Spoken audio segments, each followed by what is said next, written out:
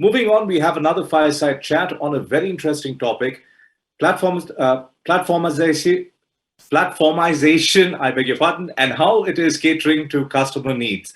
This session will touch on themes like why is a platform strategy important today? How can organizations leverage this strategy to create strong value propositions for business and customers, and pitfalls and challenges? Our guest for this chat is Simon Paris, CEO, Finastra. As Chief Executive Officer, Simon has overall responsibility for Finastra, including its strategic direction, growth, and financial results. Simon joined Finastra as president in June 2015. He brings more than 20 years of sales, management, and leadership expertise to the company. Hosting this chat is Kush Kamra, Global Shared Services, Chairman and Managing Director, Global Operations Support Centers, MetLife. Kush is responsible for working with functional leaders to build global operations and service hubs, which will allow MetLife to secure economies of scale and leverage best practices. Pleasure to have you both join us this evening. Over to you, Kush. A very good morning, good afternoon to people, and good evening across the world. Thank you, NASSCOM, for creating such a fantastic platform for the folks in the industry. And it's such a pleasure and pride to see the Global Capability Center industry evolve and become an integral part of the country's industry, as well as the overall tech industry's story as we launch ourselves into the decade. I'm very, very honored and excited to be with a highly esteemed panelist with us this morning. It's my pleasure, privilege, and pride to be introducing him. We have with us this afternoon, Simon Paris. Simon has been the Chief Executive Officer and has overall responsibility for Finastra, including its strategic direction, growth, and financial results. Just so that you all know more about him, he joined Finastra, formerly known as MISIS, as president in June 2015. He was appointed the Deputy Chief Executive Officer in 2017. And since 2018, he has been leading the company. He brings more than 20 years of rich sales management and leadership experience to the company. He earlier, before MISIS, worked with SAP as the president of the industry cloud, and formerly, prior to that, was a senior consultant with McKinsey & Company. Simon holds the master's degree in business administration from the prestigious INSEAD Business School and a bachelor's degree in business and European languages from the European Business School. Such a pleasure. This is what, Simon, the world knows about. But what this audience would want to know also is what's not written out there. So please do share the secret sauce of your life, the one that is not shared in open forums. Well, Kush, first of all, thank you and to NASSCOM for hosting me. It's a real pleasure to be here. So I guess if you said, what's the secret sauce? I think three areas of passion. One is my family, passion for my family. I'm blessed with a wife who's been with me since all those years ago at university, so before master's even, and three beautiful children who are now in their 20s mainly. So it's been wonderful to see them grow up. The second I would say is maybe travel. I spent 20 years almost living in Spain, 3 years living in Russia, 2 years living in France, 1 year in the United States. And I won't tell you the other number, but it makes the total for the United Kingdom, obviously. And the final fun fact, if I can call it that, is my third passion is for classic cars. I just enjoy good old interaction between manual machinery and humankind. So good old classic cars is another passion. Fantastic. It doesn't get more enriching than this, And when you bring family with travel and mix business learnings with it, I think that's where the magic happens. So who better than you to tell us all about this big digital fintech revolution, that's been going on. It's completely disrupted and transformed the consumer behavior. And they have changed the game through this new concept of platform banking. And we are very keen to learn from you on what you think are some of the most pertinent trends in the financial services firms, given this backdrop in the next few years. Yeah. So maybe I can take that in two ways. One is I'll tell a little story about where I really understood for the first time the idea of open leading to platform. And then I can maybe go to the second point, which is, okay, what are the consequences for people who want to embrace a platform mindset? So I'll start with the story. The story was a number of years ago. I was in New York City and I was hosting a panel like this one. And there was 2 regulators, 2 banks, and 2 fintechs. And I asked the question, what does open banking mean? And the regulators came at it from the regulatory mindset. So they love to use acronyms, and they said, this is PSD2 in the UK, or other countries, take your pick. And it's all about account information services and payment information services being opened at the request of the consumer. And the banks were nodding, and the fintechs were nodding this way. And I said, okay, Mr. and Mrs. Fintech, why are you nodding negatively? And they were young, assertive people. And they said, listen, you people just don't get it. And I said, well, enlighten us. And they said, well, listen, if I'm buying a new apartment in Mumbai, the financial service is not a mortgage. The financial service is home buying. So what you need to do for me is to show me the area codes, the postal codes in Mumbai, what transactions have been happening recently, what prices. Help me get a mortgage, knowing that I'm an entrepreneur and my salary might be variable. Help me move into that apartment. And when I'm in the apartment, optimize my utility bills. But here's the however.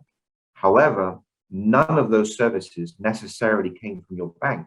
They were assembled to my persona on the customer journey that I am on. You assembled the solutions and services that I need independently of whether they came from you. So that was the opening of open. And then you go to platform and say, okay, so let's link that to platform. So as a CEO of a software company, when I look in the mirror of honesty, I have to confess that 90% of innovation in the world will not come from us. Now I can push the team hard and say, hey, 90% is not good enough. It should be 89 or 87 or 85, but it doesn't change the point. The vast majority of innovation will not come from us. So when you take a platform mindset, you say, hey, why don't we think about collaboration being the new innovation? I'm never going to be the best in the world at facial recognition or voice natural language processing or voice recognition or sanction screening or KYC or AML or crypto trading. Why don't I open up all of our systems through APIs and SPIs through a platform and invite the world's innovators to come on board and do one of 3 things.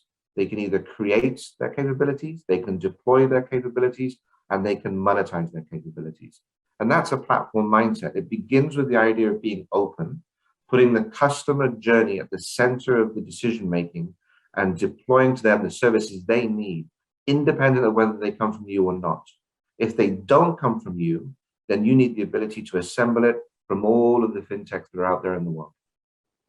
Now, if you want me to carry on, I can go to another analogy, which is the car industry. I like taking analogies to look at other industries because we can learn from other industries. So if you take the car industry, if you imagine a car, let's take a Ford Fiesta, and you take that Ford Fiesta and you explode it in your mind's eye to all of its component pieces. And then you ask yourself a very interesting question, which is, what did Ford actually make? They didn't make the tires, they didn't make the wheels, they didn't make the GPS, they didn't make the glass, they didn't make the upholstery, they didn't make the ignition, they didn't make the brakes. What did they actually make? They made the engine and they made the chassis. They made the application and they made the platform. Everything else was assembled. You want a 4-door car, you want a convertible car, you want a diesel car, you want a petrol car, you want an electric car. Everything is assembled to your persona, but they made the application and the platform. And you can see that in multiple industries, and it's now arrived in financial services. Super. What fantastic examples. And clearly, the platform banking has ignited a change in consumer behavior. But then as consumers are becoming price conscious, savvy, advice seeking, active trading, highly demanding investors, what does that do to the business models, to the profitability? Because that's the other side of the equation, which one has to take care of for sustainability and longevity. So, very curious to hear your thoughts around that, Simon. Yeah, so there are kind of a number of forces which are acting at once. So one is the benefits of cloud, and we might talk more about cloud later, but one of the benefits of cloud has been the dramatic reduction in the cost to serve, the cost to enter, the cost to be an entrepreneur. 15 years ago, if you're an entrepreneur, you'd need your office, you'd need your servers, you'd need your IT staff, you had a cost of initiation. And cloud has dramatically reduced the cost to enter a market, the first point.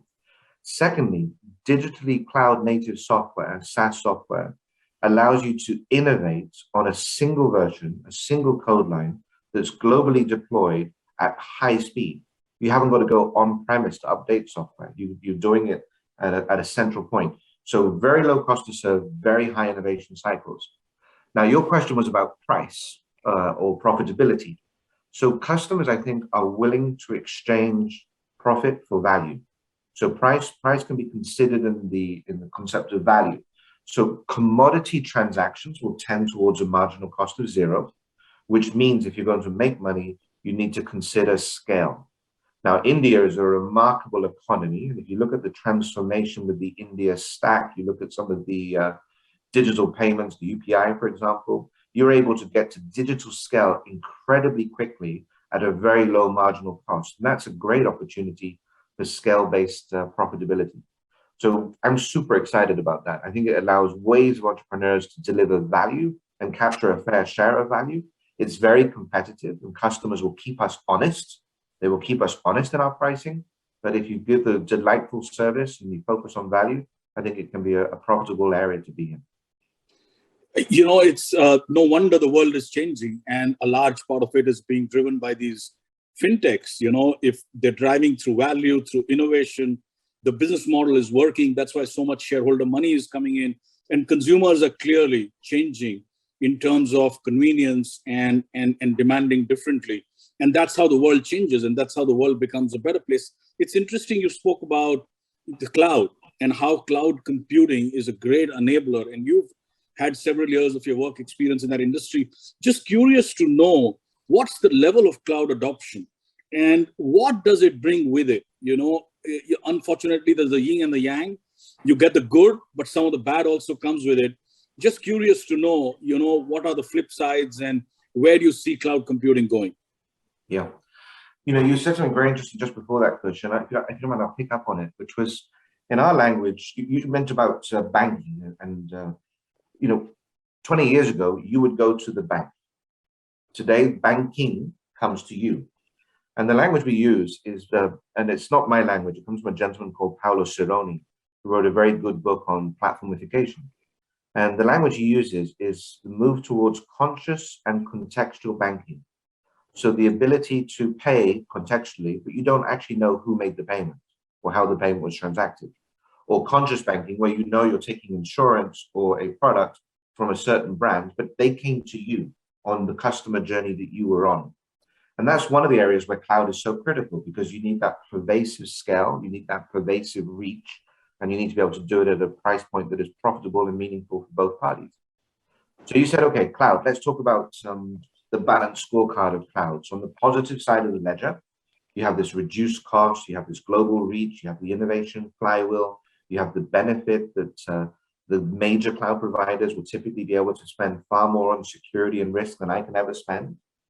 And on the flip side, of course, you have a dependency. You have a dependency on a mission critical infrastructure provider. You know, there's some of those attributes that you can think about, but on balance, the positives are so significant that, as you said, it's just become a very large area of our business, of the industry. Now, it's hard to estimate your question about to what degree has cloud penetrated the industry. I would say if I take ourselves as a proxy, I would say it's probably in the region of 25 to 35% at the moment. So we're well underway. I wouldn't say we've reached the halfway point. There's still a lot of modernization to be done, a lot of transfer capabilities to the new world to be done. But I think within this decade, it will be way beyond the kind of 2/3 mark. Fantastic. Thank you, Simon. So the cloud changes business models. The business models are becoming profitable, enabled by the cloud, and the consumer behaviors are changing. All this puts a lot of pressure eventually on the organizational leadership ability to navigate through these challenges as well as the opportunities, you know, to break through and create new value for all the stakeholders, you know, the customers, the shareholders, and the communities. What do you do to grow and develop your leaders, Simon? How do you think that is changing the talent demands? Yeah, I think there are a number of changes that I've observed in the recent years, and I think they'll still be valid going forward. The first is that people, including leaders, all people, are increasingly motivated by purpose. How do I know that what I'm doing is meaningful, fulfilling work that matters? So the importance of why is increasingly at the center of what motivates people intrinsically. That's the first thing. The second thing is the old the old adage of focusing on what is the problem we're trying to solve. Why is that a problem worth solving? And why are we uniquely positioned to solve the problem is a good mindset for leaders to have. We can't, like I said, we're a big company, but 90% of the innovation will not come from us. So we need to do what we can do in part of a broader ecosystem. Innovation is the new collaboration, as we said, as well as we can do and be open in our mindset. Now, to be open in your mindset, that requires a different leadership approach, right? It's co-opetition, it's collaboration, it's co-ideation, co-validation, co-creation. It's much more focused on being a partner. Some people would say for leadership, which is your question, the rise and rise of servant leadership is really important, right? Success is not because I've been successful, but it's because I've been able to help my team, help their team, help their team, help their customers be successful. So success is something that works backwards, not that works forwards. And I think those kind of mindsets are coming through. Overlaying that are things around values and behaviors, culture. Peter Drucker, I think it was, who said that culture eats strategy for breakfast. That remains true. That remains true. But I think, in the new realm of leadership, purpose, values, behaviors, meaningful, fulfilling work are what really matters. I'll give you an example to make it tangible. And it links to your other points about platform and cloud and fintech. One of my other jobs is I'm also the chairman of the World Trade Board. And when I look at trade finance out in the world, nobody agrees, but there's a roughly speaking $2 trillion trade financing gap for small and medium enterprises, and many of them are in India. Let's say there's a $500 billion trade finance gap just in India. Now, part of that trade finance gap is caused because there is a cost of paperwork, physical compliance. There's just an abundant cost that can be removed through cloud approaches, through digitization, through technology innovation in this area. And I believe we can help hundreds of millions of people move out of poverty by allowing them to participate in global trade at a lower cost, more transparently, more easily. That would be a great example of doing well by doing good. High purpose, leveraging technology to solve a very significant problem, a problem worth solving.